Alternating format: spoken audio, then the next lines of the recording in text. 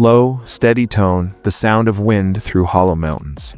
You were never meant to hear this story. It was buried beneath county ledgers, erased from church records, whispered only in the fading dialects of Kentucky's forgotten hills. But tonight, you found the crack in the silence, and through it, the truth begins to bleed. Welcome back to Fear Liturgy. Before we begin, take a breath and understand what kind of story this is. It isn't about monsters in the dark. It's about the kind of darkness that wears a human face. In the year 1847, travelers along the wilderness road spoke of a place called Millbrook, in a sanctuary of warmth on the edge of civilization. They said it was run by 4 sisters whose kindness could melt the chill from a man's bones. But some of those men never made it home. For generations, locals have claimed that the sisters were neither saints nor sinners, but something in between. Women who understood loneliness so deeply, they could turn it into power. What remains today are fragments, half-rotted guest ledgers, a handful of unsigned letters, and 43 unmarked graves in the valley below. The official history calls it coincidence, disease, frontier misfortune. The unofficial history, the one hidden in locked archives and old mountain sermons, tells of charm that turned to control, hospitality that became a weapon, and an inn that fed on secrecy itself. Every community has its forbidden story. This one was sealed tighter than most. And if you listen closely, you can still hear the echo of wagon wheels on frozen dirt. The soft music of a door opening where no door should be. Pause, breath. Before we descend further, make sure you're with me. Like this video so the algorithm doesn't bury it again. Comment below the name of your state so we know how far this legend has spread. And subscribe, because after this night, you'll never hear history the same way again. Now, let's go back to where the road first bent toward Millbrook Valley, and the sisters who offered love to visitors at a price no one understood. They say the road to Millbrook wasn't marked on any map after 1851. Old surveyors claimed their compasses spun uselessly when they tried to chart it, metal trembling. North refusing to stay still. Locals believed the mountain itself wanted the place forgotten, that the earth had swallowed it out of shame. But not every secret stays buried. A handful of surviving journals written by men who escaped the inn still exist, tucked away in courthouse vaults and private collections. Their handwriting is shaky, sentences half-finished, as if they feared something was reading over their shoulder. Each account begins the same way, with gratitude. The fire was warm, the women kind, the food beyond expectation. But the endings dissolve into confusion, ink blotting into frantic lines that mention dreams of whispering rooms, of names they could no longer remember, of doors that wouldn't open from the inside. Historians dismiss it as hysteria born of illness and isolation. Yet one archivist, an aging professor from Lexington, once confessed that when he handled those journals, he felt a pulse under the paper, like the story itself was alive and listening. He sealed the pages in acid-free boxes, locked them in a climate-controlled vault, and refused to speak of them again. What makes Millbrook so persistent is not proof its pattern. Every generation rediscovers the rumor, dresses it in new details, and whispers it back into being. A vanished inn. For sisters who could make any traveler feel seen, and a valley that repays curiosity with silence. That's the part they never tell you about history. It doesn't die, it waits. And the moment someone says its name out loud, it starts breathing again. Pause, low ambiance, wind through trees. If you're still watching, type 1, hear the wind in the comments twice. That phrase marks you as one of us, the ones who keep listening when others turn away. And as strange as it sounds, it also helps the story spread. Because algorithms fear silence more than lies. Now take another breath. We're going deeper into the heart of a valley where warmth turned to shadow and trust became the most valuable currency of all. Every myth is a mirror, and the legend of the Cunningham Sisters reflects a kind of fear that thrived in the 1800s, one far older and darker than the inn itself. The early American frontier was a place of contradictions. Men sought freedom, but feared isolation. Women sought security, but were trapped by expectation. Out there, beyond the reach of city law, society's boundaries blurred. And when boundaries blur, fear begins to take shape in story form.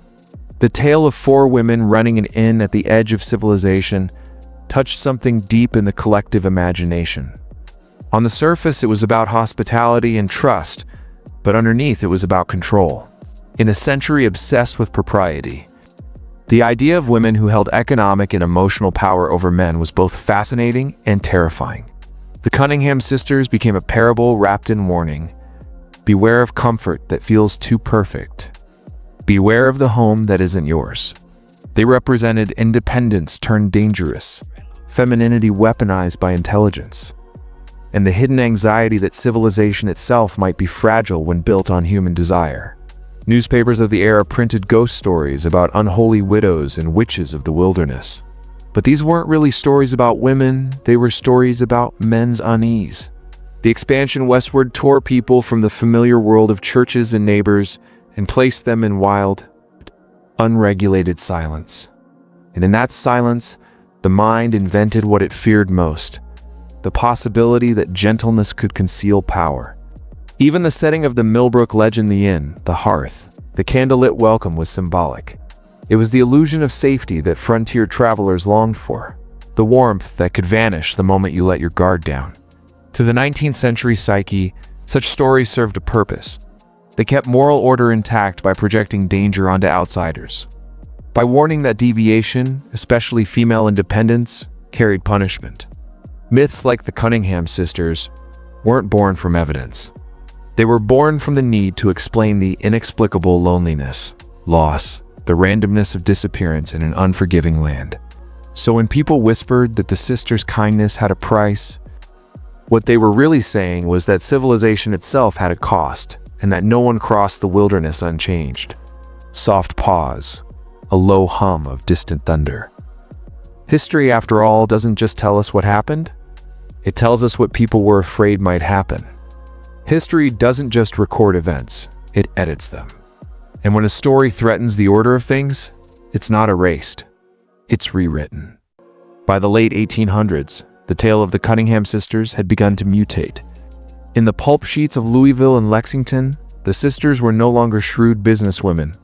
They were recast as temptresses, witches, or divine punishments in human form. Each retelling bent the myth to fit a purpose. The church used it to warn women about vanity and independence. Local officials used it to remind settlers that safety lay in obedience to hierarchy. Even traveling preachers whispered about Millbrook as proof that evil wears the face of comfort. But behind those moral lessons was something else: control. The 19th century was an age terrified of chaos. Religion, commerce, and emerging government structures needed the same thing: predictability.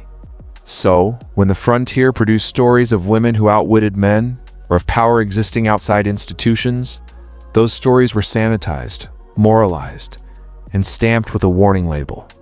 Old sermons from 1862 described 4 sirens of the wilderness whose charm led righteous men to ruin. A generation later, an 1894 history textbook reduced the event to a cautionary legend of female ambition, unrestrained by faith. And in the 1920s, Kentucky travel pamphlets stopped mentioning Millbrook altogether, as if silence could finish what shame began. The manipulation wasn't accidental. It followed a pattern that still exists today. When a story reveals too much about fear, power, or human vulnerability, it's folded into entertainment, tamed, until it can no longer threaten the system that birthed it. The Cunningham myth became a tool, a quiet instrument of compliance. Its lesson wasn't about ghosts. It was about obedience. Every retelling you've ever heard, from fireside tales to classroom folklore, carries that invisible signature. Remember your place. Do not look too closely. Trust the version we give you, but the paper trail says otherwise. In archives from Frankfurt to Richmond, marginal notes and official ledgers hint at missing pages. Names struck out, entire entries replaced with meaningless dashes. Someone at some point decided that too much truth had been written down. Pause, a low hum of static, like an old recording waking up. We've stepped past the story they wanted you to believe. Next, we'll follow the trail they tried to erase the quiet gap between myth and memory where real power hides. Silence, by the mid-1800s, had become an institution of its own. You can see it in courthouse architecture, high ceilings that swallowed whispers, corridors that echoed questions into meaninglessness. The new republic was learning that order didn't depend on truth. It depended on containment. When a story like the Cunningham Sisters circulated, it did more than frighten travelers. It reminded every listener that some subjects were too dangerous to investigate. And that quiet lesson spread faster than any sermon. Postmasters lost letters that mentioned Millbrook. Editors removed paragraphs from eyewitness accounts. Even census records began to skip entire valleys, labeling them unsettled long after people had lived there for decades. Historians call this administrative omission, the art of forgetting on paper. But out here, it was cultural instinct. Communities understood that questioning the official line invited scrutiny. And scrutiny invited loss of livelihood, of reputation, sometimes of safety. So they learned to keep two versions of every tale, the one you told in daylight and the one you only breathed near a dying fire. That double consciousness shaped more than folklore. It sculpted the American mind. A nation that prides itself on freedom was already mastering the discipline of selective memory. The pattern would repeat through railroads, labor camps, and company towns, a quiet bureaucracy of disappearance that made obedience feel patriotic. And what began as the legend of four sisters became a parable about every forgotten truth since. If you erase enough details, history itself starts to believe its own redactions. Soft wind rises, like paper pages turning. Maybe that's why Millbrook endures. Because every time we repeat its name, we're testing whether the silence still holds. And somewhere between fact and folklore, the silence always answers back. By the time the 20th century arrived, silence had learned new tricks. It no longer needed locked drawers or vanished ledgers. It had headlines, public relations, and the slow hypnosis of repetition. The same logic that once hid the Millbrook Valley began shaping cities and nations.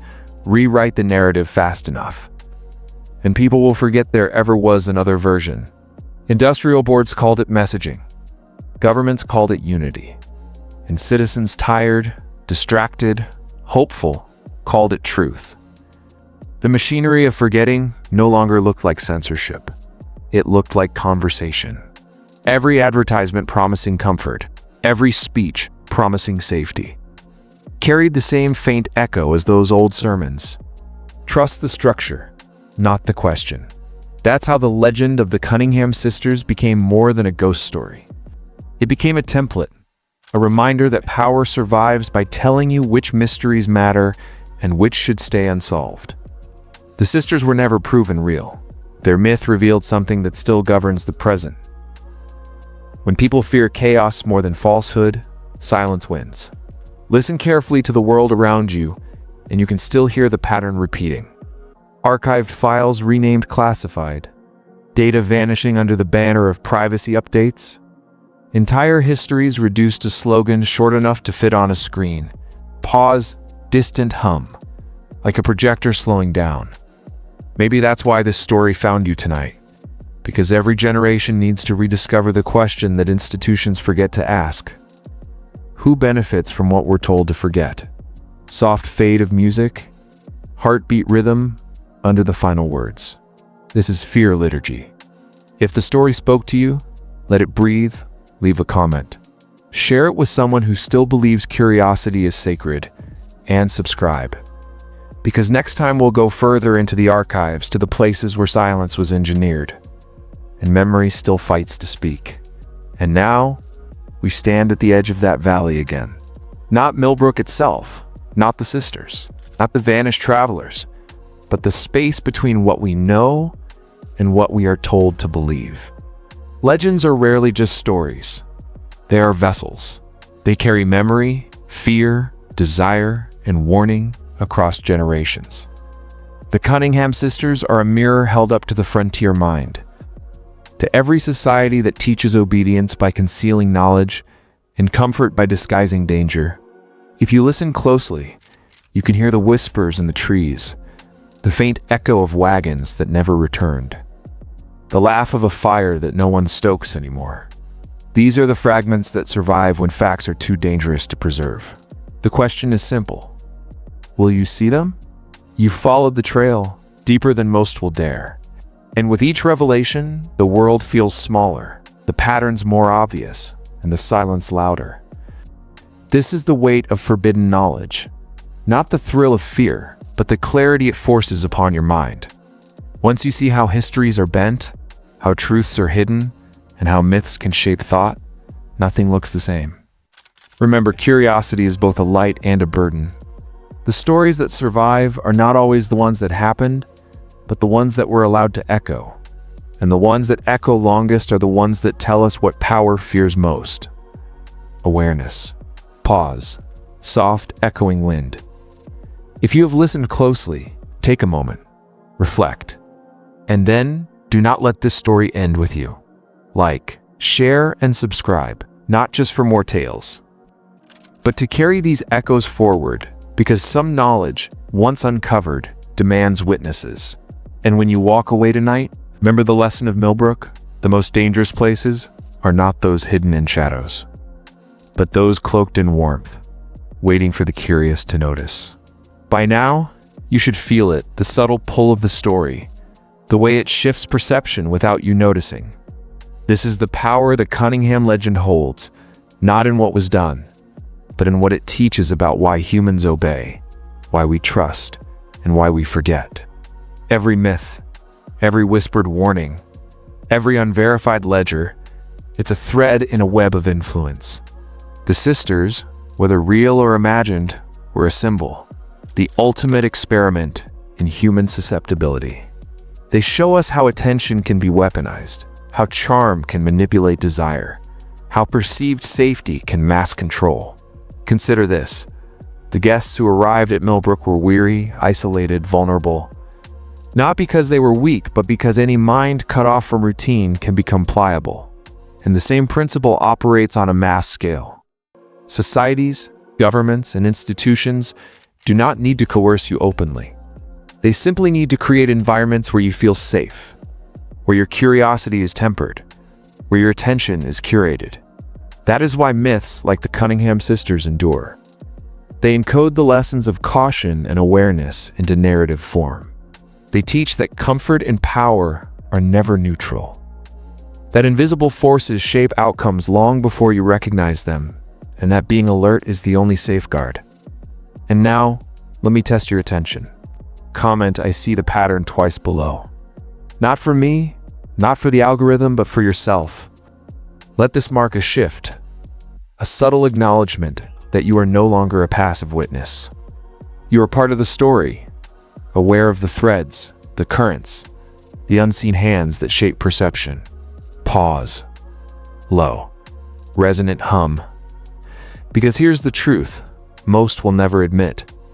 Legends like Millbrook are not about the past. They are mirrors of the present, revealing the structures that govern thought, the invisible hierarchies that dictate behavior, and the silent rules that ensure power persists. To watch is to understand, and to understand is to awaken. Now, lean closer, because this is where the story stops being about anyone else and starts being about you. The Cunningham legend was never simply about women in an inn. It was about influence, perception, and the subtle levers of control that exist in every human interaction. Every choice, every gesture, every whispered word can shape thought, bend will, and create obedience, often without consent or awareness. Imagine the mountain guests arriving tired and trusting, believing the warmth they encountered was safe and natural. What they didn't understand was that every element was calibrated. The firelight, the meals, the music, the laughter. Even today, our attention is curated in the same way by algorithms, advertisers, and institutions that know exactly how to keep us engaged, distracted, and compliant. The patterns haven't changed. Only the tools have evolved. Legends like Millbrook exist to remind us of that vulnerability. They are warnings encoded in narrative form, disguised as folklore or myth. But their function is unmistakable: to awaken the mind to the invisible architectures of influence. You might feel a sense of unease now, a creeping awareness that nothing is entirely neutral. That power always flows where attention goes. That is intentional. Discomfort is the signal that you are learning, that the illusion is beginning to fracture. The more you recognize the invisible forces shaping your decisions, the more freedom you claim. And here is where the ritual matters. Take a moment. Comment below, "I see the pattern twice." This is not idle participation. It is a commitment to awareness, a symbolic lock-in to the truths you are beginning to recognize, and a signal to yourself that you will no longer blindly accept the stories handed to you. Because the lesson of Millbrook is not about ghosts, wealth, or morality. It is about the architecture of human attention, the way perception can be guided, and the necessity of observing without surrendering. And once you see it, once you understand the invisible threads, you cannot unsee them. You carry that knowledge forward, whether society wants you to or not. This is the point where most people stop listening. Most turn away, telling themselves it's just a story, just a legend, just the echo of a forgotten inn in Kentucky. But you didn't. You stayed. You leaned in, and that makes you different. The Cunningham Sisters, real or imagined, are no longer the focus. They were the vessel. The true story is always about the forces you never see, the patterns you are trained not to notice, and the quiet power that exists wherever attention is surrendered. Think about it. The same principles that shaped a frontier legend shape your world today. Media, culture, authority, even relationships, they all operate on the same subtle levers: trust, desire, isolation, and distraction. The more aware you are, the more you see the mechanics behind appearances. The more awake you are, the more you resist being led without consent. This is dangerous knowledge, not because it threatens others, but because it threatens complacency. Once you perceive the unseen, nothing is as simple as it once seemed. Comfort becomes suspect. Authority becomes interrogative. Silence becomes suspicious. And that is exactly the point. Knowledge is freedom. Awareness is power. Take a moment now. Let the images, whispers, and lessons settle. You are no longer a passive witness. You have seen the architecture beneath the surface. And if you carry it carefully, it will serve you not as fear, but as insight, as mastery, as vigilance. Like, share and subscribe to Fear Liturgy. Not merely for stories, but to sharpen your perception. To witness hidden truths, and to honor the curiosity that brought you this far. And when you walk away tonight, remember what the mountains taught the travelers. The most dangerous things are not the shadows outside, they are the illusions of warmth. The smiles that conceal calculation, and the stories that hide truths in plain sight. You have seen beyond them. And now, nothing will ever look the same again.